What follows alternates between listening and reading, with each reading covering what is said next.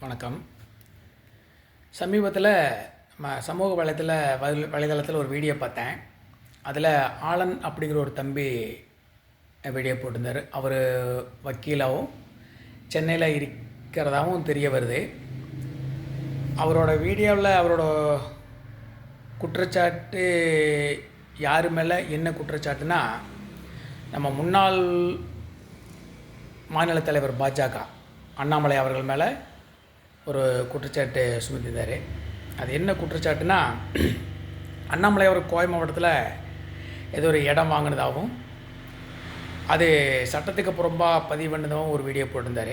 அவர் ஆதாரங்களெல்லாம் கையில் வச்சுட்டு அங்கே அரசாங்கத்தோட விலை என்ன, இவர் என்ன விலைக்கு வாங்கினார், பத்திரப்பதிவு எவ்வளோக்கு பண்ணார் அப்படிங்கிற புள்ளிவிதமாக பண்ணியிருந்தார். அவர்கிட்ட நான் ஒன்று கேட்குறேன். எனக்கு அந்த ஆதாரத்தோடு வச்சுட்டு புள்ளிவிவர கணக்கெல்லாம் தெரியல. மக்களாக இங்கே பொதுவாக நடக்கிற ஒரு யதார்த்தத்தை நான் சொல்ல வரேன்.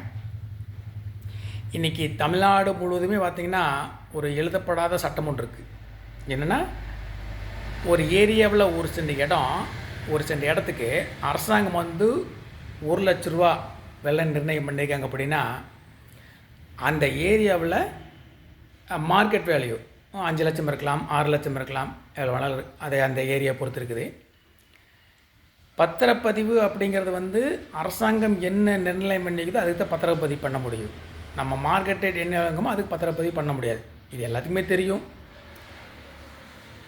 இதில் பார்த்திங்கன்னா அண்ணாமலை மட்டும்தான் அந்த மாதிரி ஒரு தவறு செஞ்ச மாதிரியும் மற்றவங்களாம் நேர்மை இருக்கிற மாதிரி அவர் தம்பி பதிவு போட்டிருந்தார். இன்றைக்கி டெய்லியும் லட்சக்கணக்கான மக்கள், அதாவது பொதுமக்கள், எம்எல்ஏ, எம்பி, அரசு அதிகாரிகள் எல்லாருமே பத்திரப்பதிவு பண்ணிட்டு தான் இருக்காங்க. அது நடந்துட்டு தான் இருக்குது. இது சரி பண்ணக்கூடிய பொறுப்பு யாருக்கிட்ட இருக்குது? அரசாங்கத்துக்கிட்ட இருக்குது. ஒன்று, பத்திரப்பதிவுக்கு அரசாங்கம் என்ன விலை நிர்ணயிக்குதோ அதே ரேட்டு விற்கணும், அதே ரேட்டு வாங்கணும் அப்படின்னு அரசாங்கம் ஒரு தீர்க்கமான முடிவை சொல்லி அதுக்கு கடமையான நடவடிக்கை எடுக்கணும். அப்படி இல்லை அப்படின்னா அங்கே அந்த ஏரியாவில் என்ன மார்க்கெட் ரேட்டோ அதுக்கு பத்திரப்பதிவுன்னா அது அரசாங்கம் தான் முடிவு வரணும். தனிப்பட்ட முறையில் நீங்களோ நானோ யாரும் எதுவும் பண்ண முடியாது. இன்னொன்று சொல்லப்போனால், அண்ணாமலை அவர்கள் மக்களோட வரிப்பணத்தை சம்பளமாக வாங்குகிற எந்த அரசு துறையிலையும் வேலை செய்யலை. அரசியல்லையும் அவர் எந்த பொறுப்புலையும் இல்லை. சாதாரண ஒரு வார்டு கவுன்சிலராக கூட இல்லை. பாஜகவில் ஒரு பொறுப்பில் இருக்கிறார், அவ்வளோதான். அப்படி அவர் வாங்கியிருந்தாலும் அவர் ஏதோ அவருக்கு விவசாய பூமி இருக்குது, விவசாயம் பண்ணுறாரு, தொழில் செய்கிறாரு, அதில் சம்பாரித்து அவர் வாங்கியிருக்காரு. இது தம்பி சொல்ல பார்த்து என்னமோ அவர் கொள்ளையடித்து இல்லீகலாக வாங்கின மாதிரி பேசுகிறாரு. அவர் ஏன் அப்படி தனிப்பட்ட முறையில் ஒரு தாக்குதல் நடந்தது? ஏன்னா இன்றைக்கி யதார்த்தமாக எல்லா பக்கம் நடக்கிறது தான். அதுதான் அவரும் செஞ்சுருக்காரு. அவர் அதை மீறி அதான் சொல்கிறேன், டெய்லியும் எத்தனையோ லட்சம் பேர் பதிவு பண்ணுறாங்க.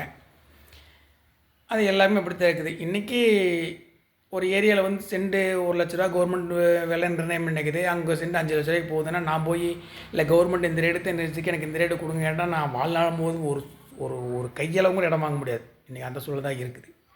அதான் யதார்த்தம். அண்ணாமலை மட்டுமே அந்த மாதிரி ஒரு தவறு செஞ்ச மாதிரி தம்பி வலைதளத்தில் ஒரு பதிவு போட்டிருந்தார். அது ஏன் எப்படி எதற்காக போட்டார், அண்ணாமலை மேலே அவருக்கு எப்படி என்ன வெறுப்புன்னு எனக்கு தெரியல. அவர் வக்கீலாக இருக்கிறாரு. நடப்பு என்னன்னு அவருக்கு தெரியாமல் இருக்கிறதுக்கு வாய்ப்பு இல்லை. அது என்ன காரணம்னு அவருக்கு தெரியல. அது தம்பி மறுபரிசீலனை பண்ணணும். அப்படி இல்லைன்னா எல்லோரும் யார் இடம் வாங்குறாங்க, எங்கெங்கே இடம் வாங்குறாங்க எல்லாத்தோட டீட்டெயிலும் எடுத்து எல்லோரும் அங்கே மார்க்கெட் ரேட் என்றைக்கு விற்கிது, எவ்வளோக்கு வாங்குறாங்க புள்ளி விவரத்தோட தம்பி போட்டால் நல்லாயிருக்கும்.